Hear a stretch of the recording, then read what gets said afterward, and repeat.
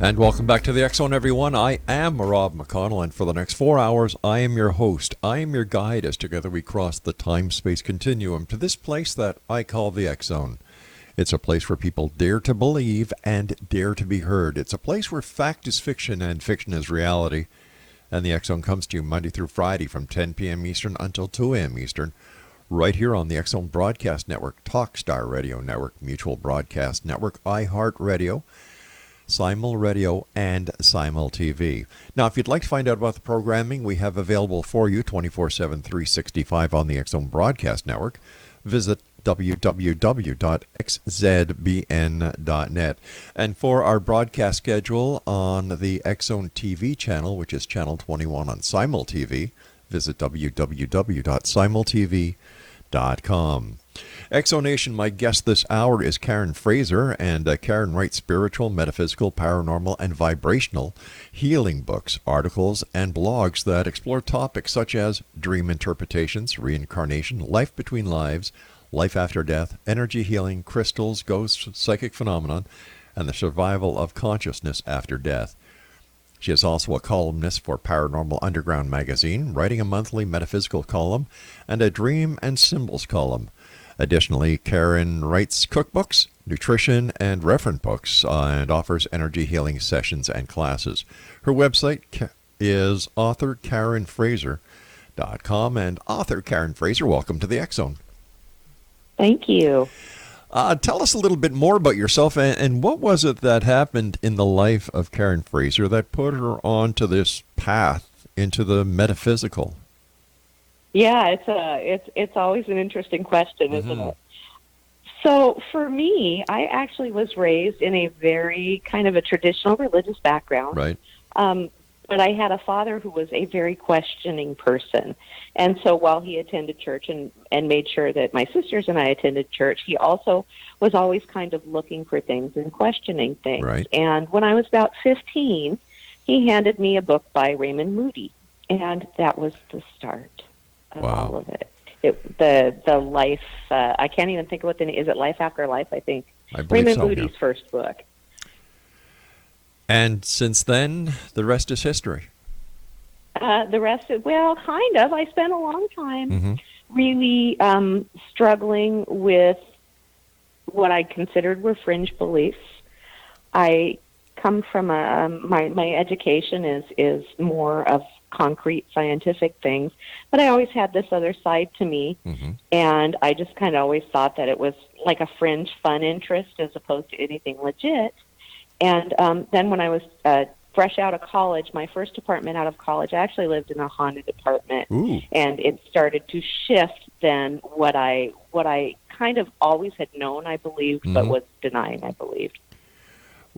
Tell us about your first haunted apartment. That must have been a rather exciting experience, if I can use that. It was actually former military housing in Bremerton, Washington, which has a lot. It's a Navy town in Washington State. And so these were just little old, I think they had been like officers' housing or something. And I was actually married to somebody who was in the Navy, and he was a submariner, so he would go out to sea for 3 months. And we were just brand new, newly married, like fresh out of college married. And he went out to sea almost immediately upon moving into this apartment. And so I was there alone a lot, and just really weird things happened. A lot of poltergeist-type activity, like doors would open and close on their own. I would be laying in bed, and I would hear the sink actually go, and the water would start to run in the sink. And then I would hear, and it would turn off. And I would hear footsteps walking across from the front door into my bedroom. It was a tiny little apartment. And I would hear footsteps that would kind of walk. And I'd feel somebody sit down on the bed next to me, and I'd actually feel like their breath on my cheek. Oh, now you're starting to freak me out now. Now you're starting to freak me out. And they would lean over, and they would whisper in my ear, "Oh, come on. I love you." It still gives me chills today. I mean, and I've done, anything paranormal almost you can think of, and that story still freaks me out. Did you ever find out who was whispering sweet nothings in your ear? I guess you can say sweet nothings because you couldn't see anybody, so there's the real expression, sweet nothings. Did you ever find out who it was? Yeah. No, I never did. When my husband came home, there was an event that finally just sent me off of the edge. I went to work, and I came home, and my husband was still out at sea, and the house had been all locked up. And I walked in the front door, and we had this 6-foot inflatable Godzilla, because we were 22. Yeah. And it was sitting, it usually sat in the corner of my living room. It was sitting in the middle of my bed. Ooh. Yeah. So you've got this, you've got this spirit who is madly in love with you and likes playing with your toys. I guess. Okay.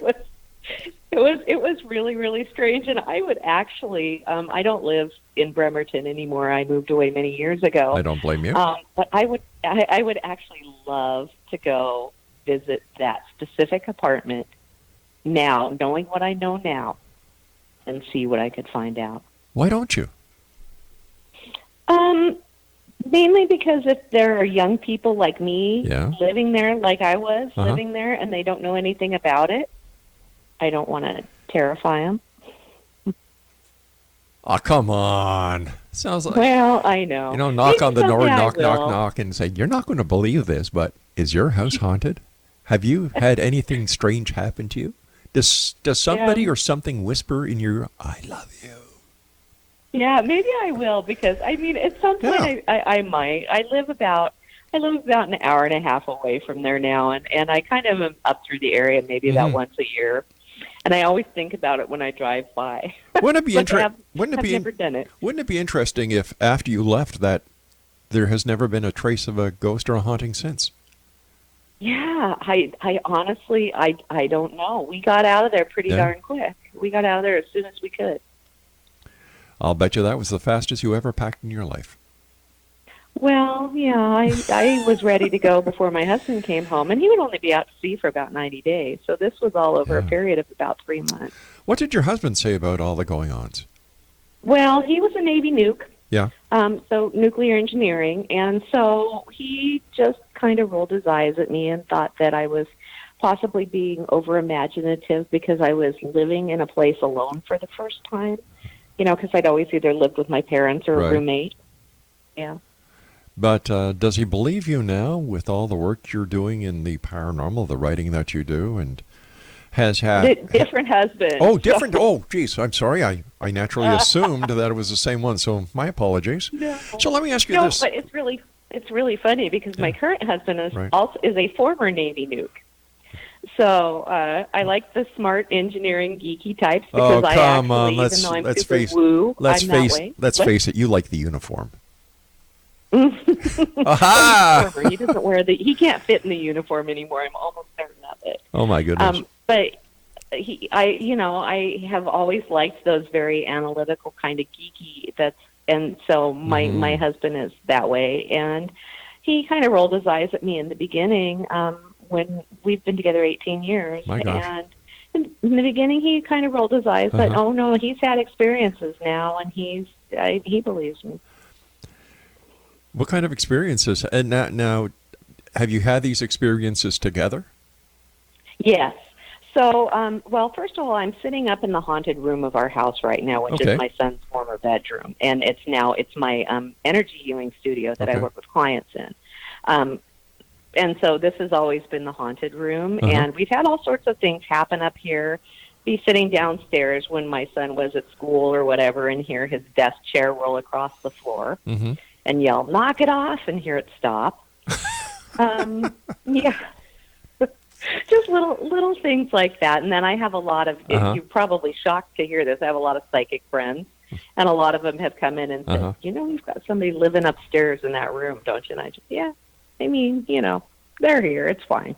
We've got to take a commercial break, but I must say that you certainly have a knack for picking haunted locations, don't you? I do.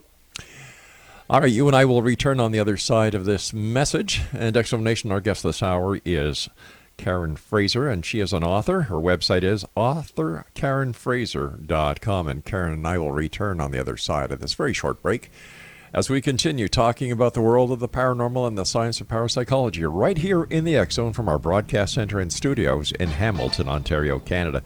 If you would like to send me an email, xzone@xzoneradiotv.com.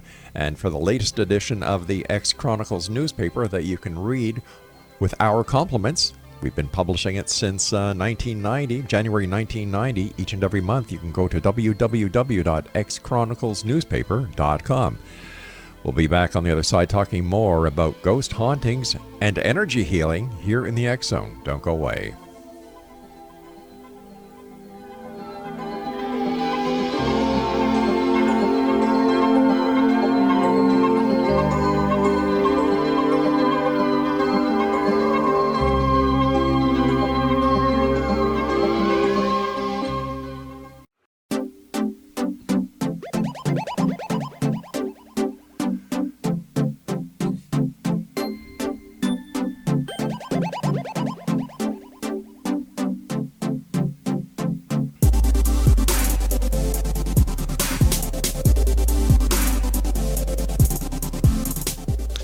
Exonation, Karen Frazier is our special guest, and we're talking to Karen about, oh my gosh, so many things, spirituality, metaphysical, the world, paranormal, and much more. Her website, authorkarenfraser.com. So Karen, how did you end up leaving one haunted house, ending up in another haunted location, and is it possible that you brought the spirit or the ghost with you? Well, I haven't had a ghost tell me, he's loved me in almost like 30 years. Oh, really? Oh, okay. Isn't that a bummer? Well, not really. My wife hasn't told me she loves me after 30 years either, so I can understand that. Maybe he's tired of me. So I think that what happened is, or I think that I was drawn to these places for a reason. Right. And I believe that because what the ghost thing did was it opened up this whole path to things that I'd wanted to believe my entire life, but just really couldn't work it out how I could and not be a total kook. And now I just don't care if I'm a total kook or not, because I've had all of these experiences, and it's led to all of these things that are very important to me that I think are making the world a better place, like the energy healing and the classes that I teach and all of that. So tell me about the energy healing. How does that work? Sure. Well, so I actually deal with all different kinds of energy healing, and everything in the universe is vibration. Right. And so your vibration, I'm vibration, the chair I'm sitting in is vibration, and it's little tiny strands of vibrating energy surrounded by vast amounts of space. Everything that looks solid is actually quite empty. There's just it's all held together with force fields, but there's all this empty space in everything. And so if we're vibrating energy and everything else is vibrating energy, then when you put energy into things through thoughts, words, and action, then you can change the vibration of something and bring about healing. And so I work in multiple modalities. I kind of dig in sound healing a lot right now. I'm using like singing bowls and things like that. I'm a Reiki master teacher. I have written several books about crystals. And all of these are just different ways to raise vibration. All right, tell us about Reiki, because everybody hears about Reiki and people that are Reiki masters, but what is the principle behind Reiki? How does it work? Well, Reiki is just universal energy, and just like any other form of energy healing, Reiki, we channel universal energy through us, through our hands, and the person, I'm actually not doing anything. I'm putting my hands on my healing partner, and the healing partner is drawing that energy into them. They are choosing to do that because they're vibrationally ready for something to change. So Reiki is Japanese, as you can probably guess from the name. It's been around for centuries, although in the West, it's actually relatively recent, like the last 100 years or so. Everybody who practices Reiki in the West, at least the form that I do, the Usui Ryoho Reiki, they do it, it's all gone through, can be traced through one woman in Hawaii named Hawayo Takada, who was tuned by a Reiki master in Japan, Mikao Usui. So that's a lot. I know that doesn't really matter to most people, but so it's passed down through this lineage that can be traced to one person, and it's proliferated in the West. And basically, anybody can become attuned to Reiki. You just need to have a Reiki master teach you the principles and attune you to the energy, and then for the rest of your life, you can channel Reiki life force energy. And it's up to the people that you work with whether they choose to draw that in or not. And if they're here to see me for a Reiki session, or if they ask me for a Reiki session across distance, then it's their intention then to have healing. And so basically, there's a principle called entrainment in energy healing. It's actually, it's a physics principle. There was a guy who was a Dutch guy. His name was Christian Huygens. And I'm probably pronouncing it wrong because there's like 2 U's and an N and several Y's. And but he discovered back in like the 1600s that he put 2 pendulum clocks side by side on the wall, and they started out ticking at different rates. So the pendulums weren't swinging together, and as they spent time together on that wall, within a few minutes they were swinging together. And that's called entrainment. Basically, when 2 objects at different frequencies are placed in proximity to one another, they kind of meet in the middle and adjust their frequency so they vibrate together. And that is the basis behind all energy healing. When you place someone in proximity to something that has a higher vibration, the 2 meet in the middle, and the vibration of one raises, the vibration of the other lowers. Wow.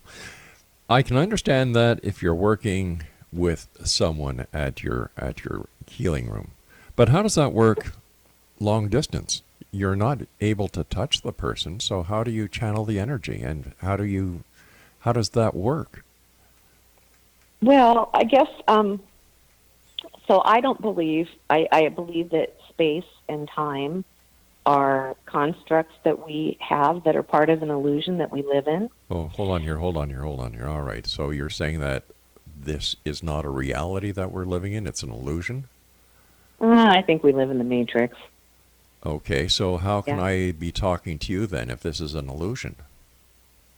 Well, because we have all agreed to buy into this illusion when we came to be incarnated in the human body, when our spirits came to be incarnated in the human body.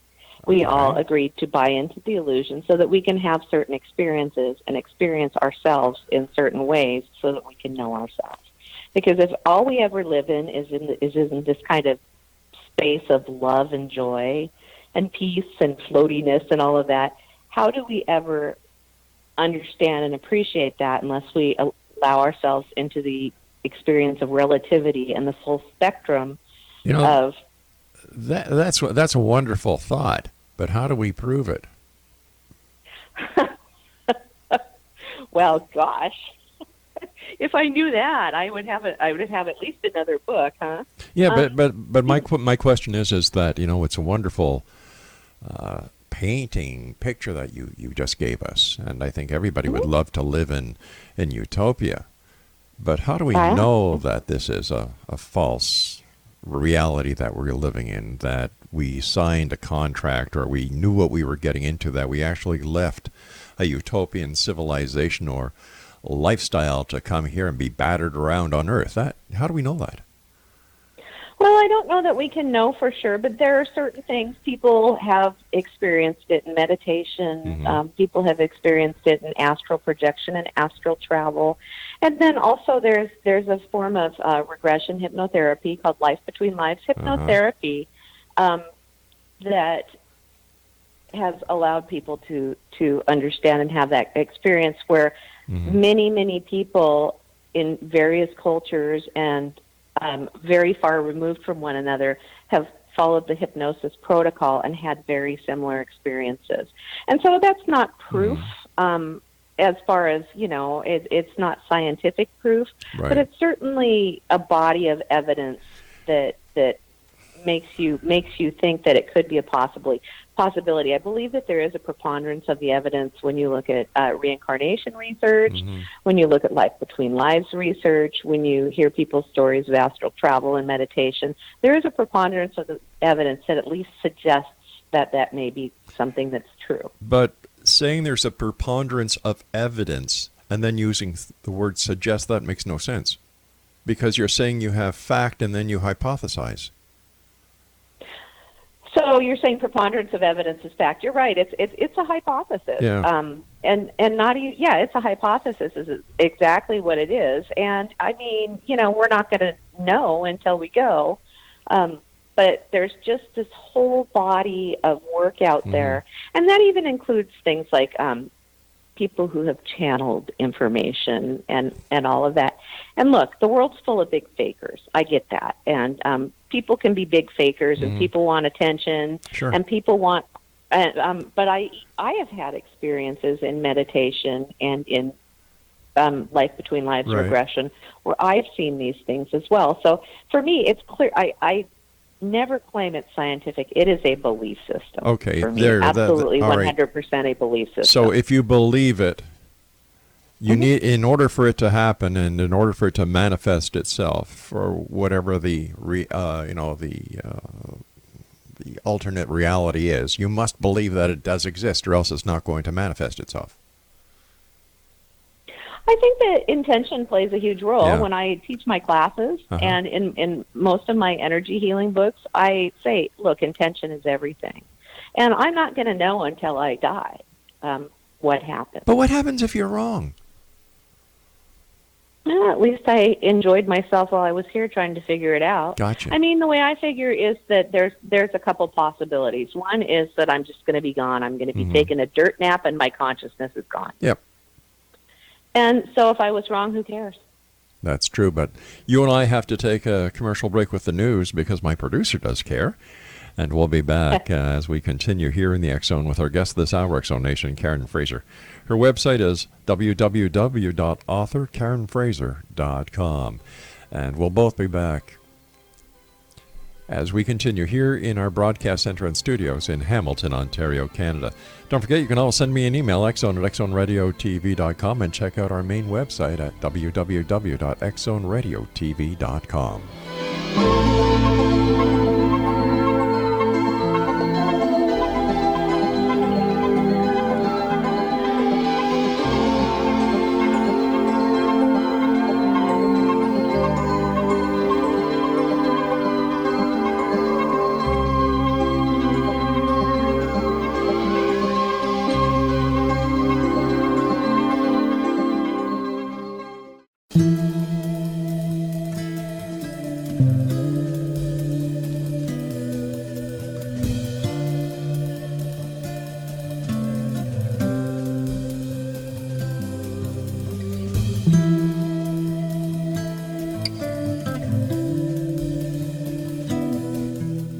X Zone Nation, my guest this hour is Karen Frazier. Now, Karen writes spiritual, metaphysical, paranormal, and vibrational healing books, articles, and blogs, and explores topics such as dream interpretations, reincarnation, life between lives, and life after death, energy healing, crystals, ghosts, psychic phenomenon, and the survival of consciousness after death. Her website is authorkarenfrazier.com.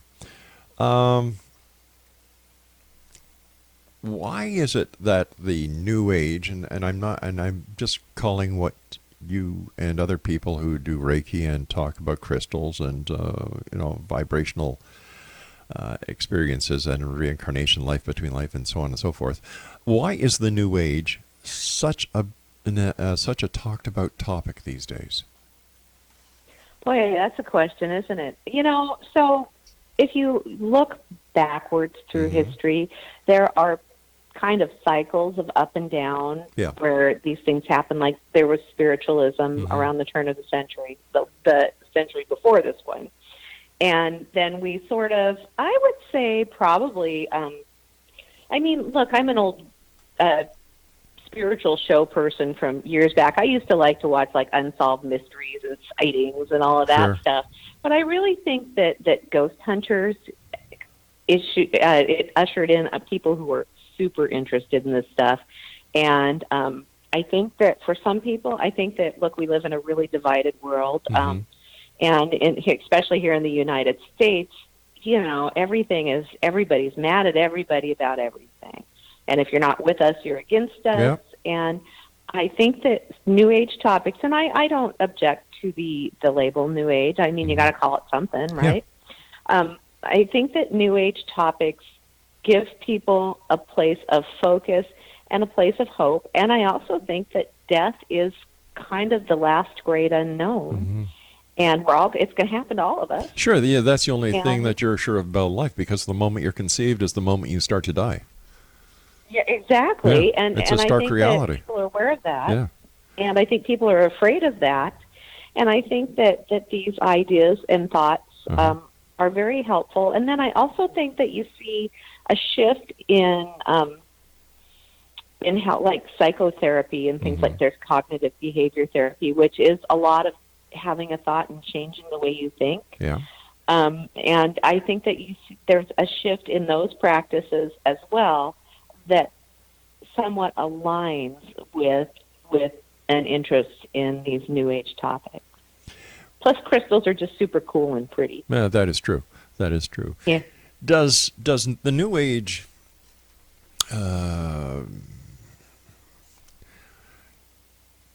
is the New Age a placebo effect for people who are having a hard time with reality in this very fast world of ours?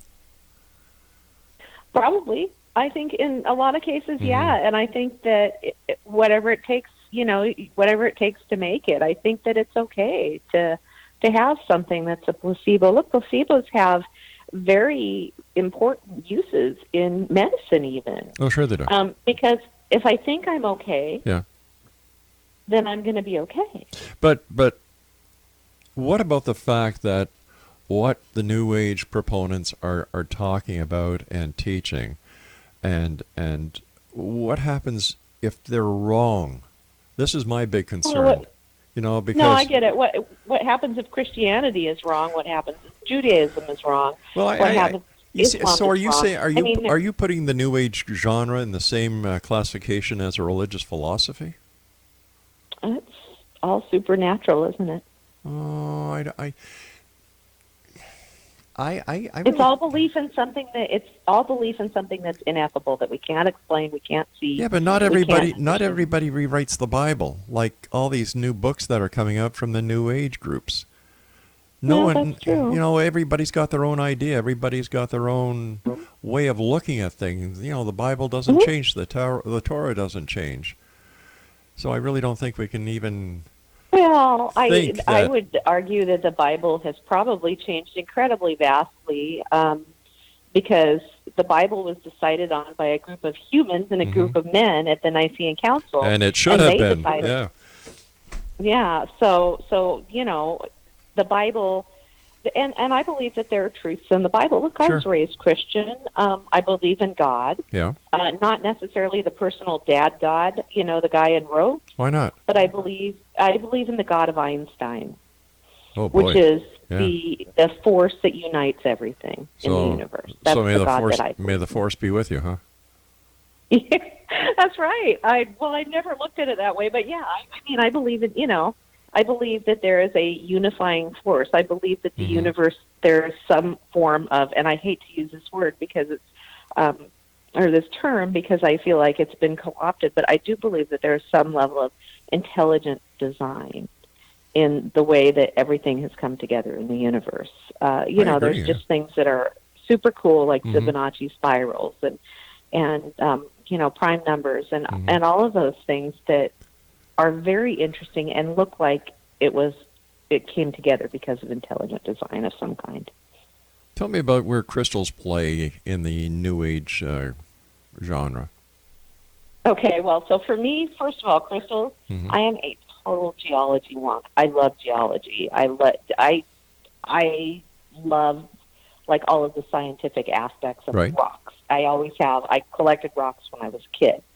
So crystals are very popular right now, just crazy popular right now. My son was saying that somebody was teaching crystal classes on his college campus. And so I think crystals have always been kind of considered fringe and kooky until the last several years. And again, crystals are just a vibrational thing. Crystals have a certain vibration within them, and different crystals have different vibrations because the earth vibrates. Crystals come from the earth. And so when you put a crystal near something that's vibrating at a lower vibration, the vibration of whatever you put them near changes. And it meets the crystals in the middle. And so for me, it's just that simple. It's still just a matter of vibration. But also they're super cool and they're really pretty, and I like to have them around because I like to look at them. Okay, so how would they be used within the New Age world? Well, they're used in a lot of ways. So that's actually the subject of my next book that I have coming out called Crystal Alchemist, that talks about the various uses for crystals. People wear crystals in order to perhaps set an intention or to change their frequency or vibration. People place crystals in their spaces, either in grids, which are just geometric arrangements of crystals, of various crystals, around where they live in hopes of raising the vibration of the places where they live and work and play. You can buy soap with crystals in it now if you want to wash yourself with them. So you can use them in any way. And essentially, look, for some people, they're just a reminder. I have a crystal I wear around my neck. I look at it, and it reminds me that I want to speak my truth. And so it can just be a simple reminder of an intention, or it can be a vibration that works within my vibration and helps me choose something different. It just helps you make yourself a better person. Yeah. Yeah. Let's talk, if we can, about survival of consciousness after death. Yeah. Go ahead. Tell me about it. Well, so I've spent years thinking about this since that first Raymond Moody book. And I've actually interviewed Dr. Moody a few times when I was doing a radio show as well. And what a lovely man he is, by the way. And he just, because he sort of interested me in everything, he was kind of like, this is the guy I want to talk to. And so he was the one who really first got me thinking about survival of consciousness about death. Because when I was younger, when I was in my early teens, I was the kid in Sunday school that the Sunday school teacher didn't like very much because I always had questions. And the questions weren't always easy things to answer. How could somebody who's never had sex have a baby? Things like that. I would ask those questions and usually just, kind of get shuffled to the side. So when up until when I read the Dr. Moody's book, I hadn't believed that consciousness survived death. I believed that I probably would be gone and that would be it, and it would be peaceful because I would be gone. There would be nothing left of it. But if everything is energy and everything is vibration, and one of the laws of thermodynamics is that energy can neither be destroyed, or it can't be destroyed or created. It just is, and it changes form. Right.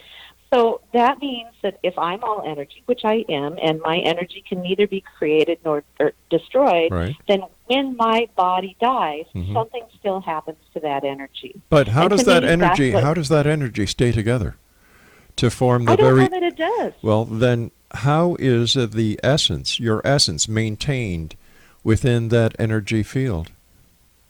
I think it's maintained in every single strand of energy. I kind of look at consciousness as the ocean. If I dip a cup of water in the ocean, that cup of water now has an identity as a cup of water, right? When I dump it back in the ocean, the water disperses, but it still has the memory of being that cup of water. You and I have to take our final break. Please stand by. X-Zone Nation, Karen Frazier is our guest this hour. Her website is authorkarenfraser.com. This is the X-Zone. I am Rob McConnell. I'll be back on the other side of this break as we wrap up this hour from our broadcast center and studios in Hamilton, Ontario, Canada. Don't go away.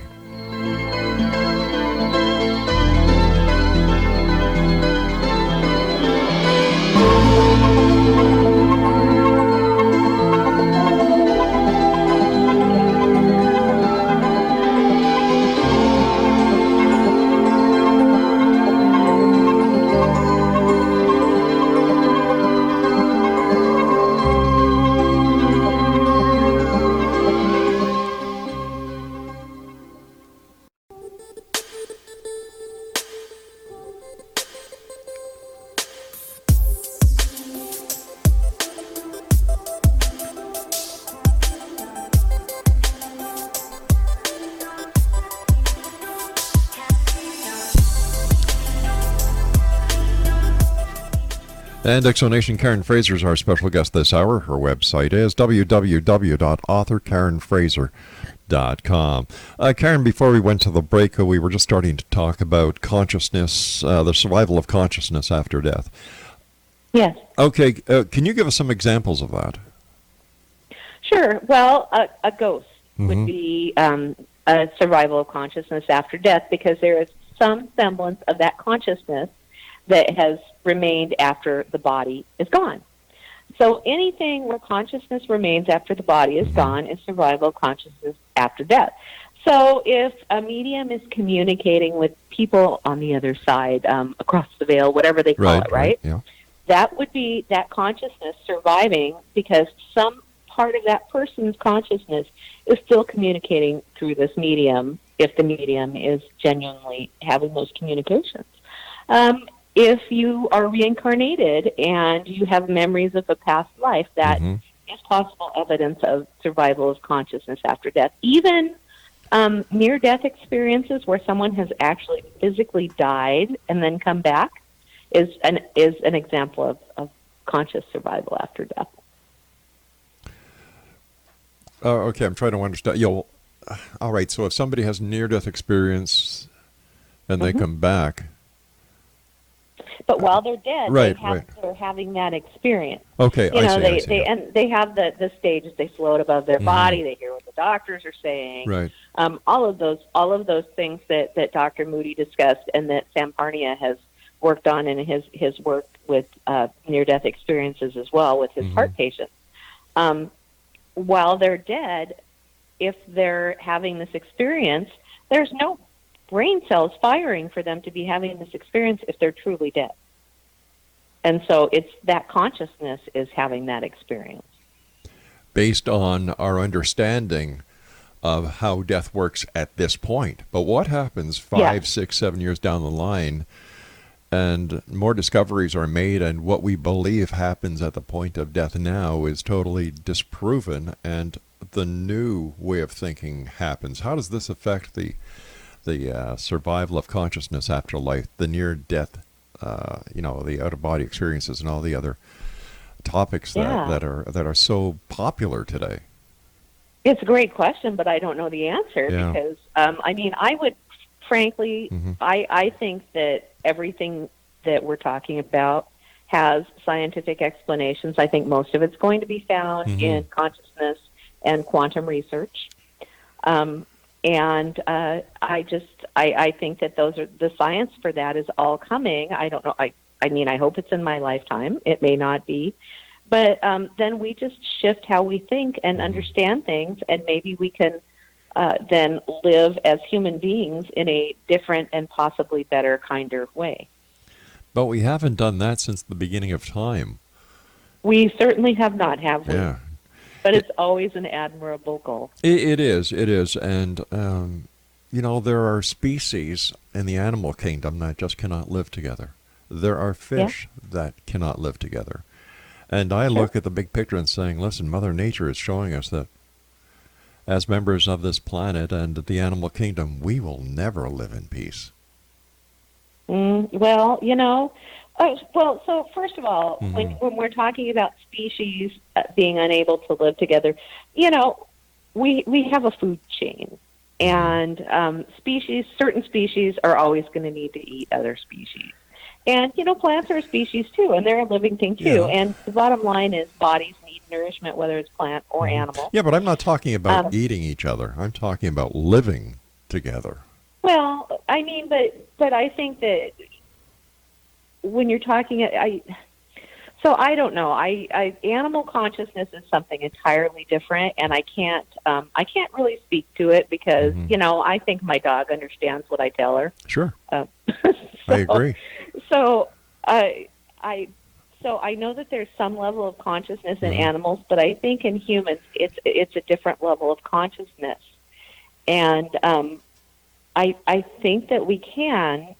But I'm also, an incredible optimist and probably tend to be somewhat, I'm willfully naive in that I want to believe that we can find our way as a species and be kinder to one another and our cohabitants on Earth and our planet and everything else in the universe.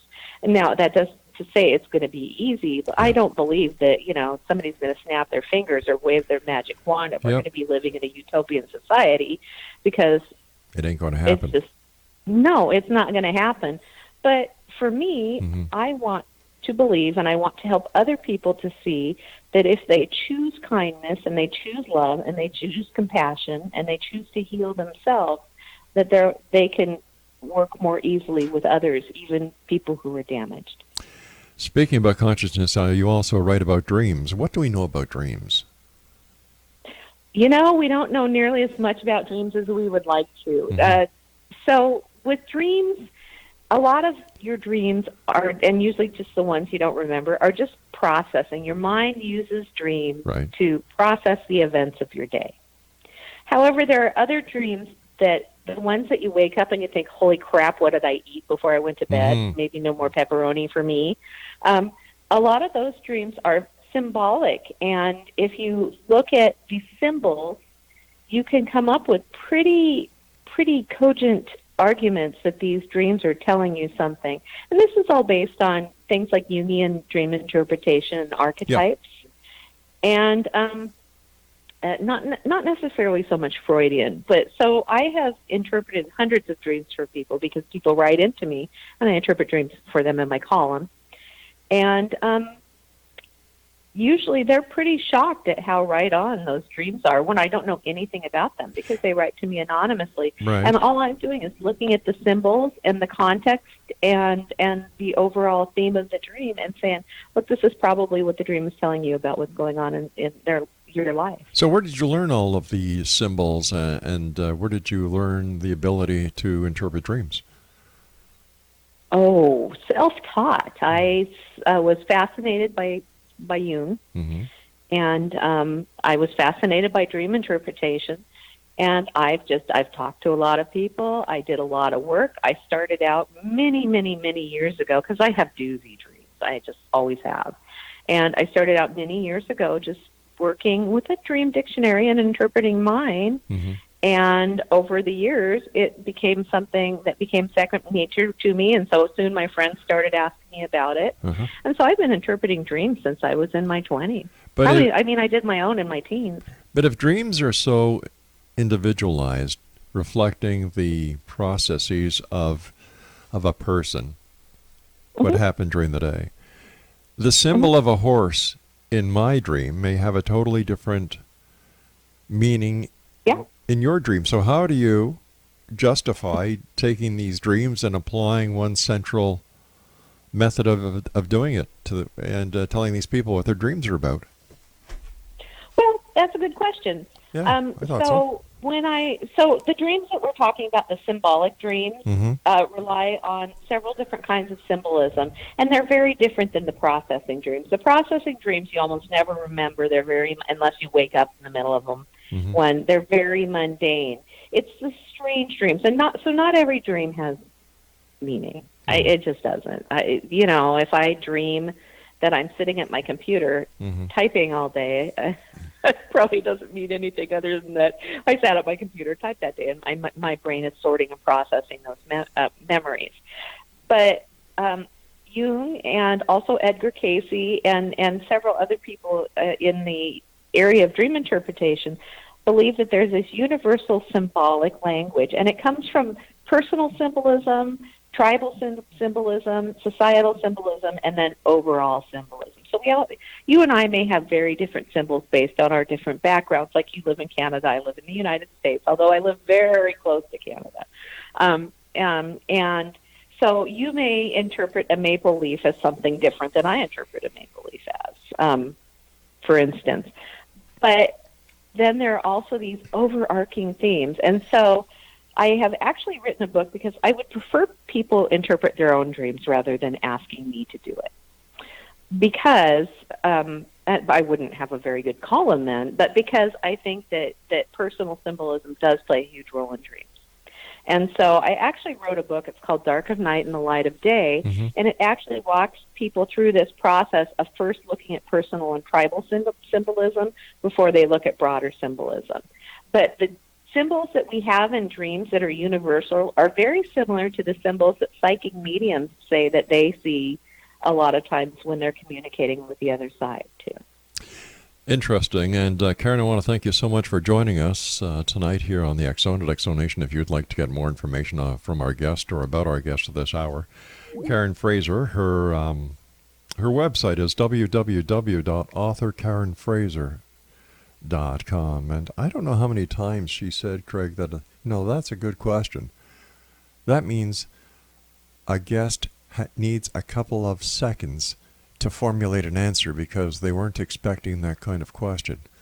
Just imagine that. Asking a question that they're not ready for. Now, how do you interpret dreams for somebody else? It makes no sense. But that's the entire New Age genre. Nothing in it makes sense except one thing. People write books. People make money. People do online sessions. People make money. People do psychic readings. You got it, Exonation. People make money. New Age equals money. For now, anyway. I'll be back on the other side of this commercial break with the news as we continue here in the X Zone from our broadcast center and studios in Hamilton, Ontario, Canada. I'm Rob McConnell. Don't go away.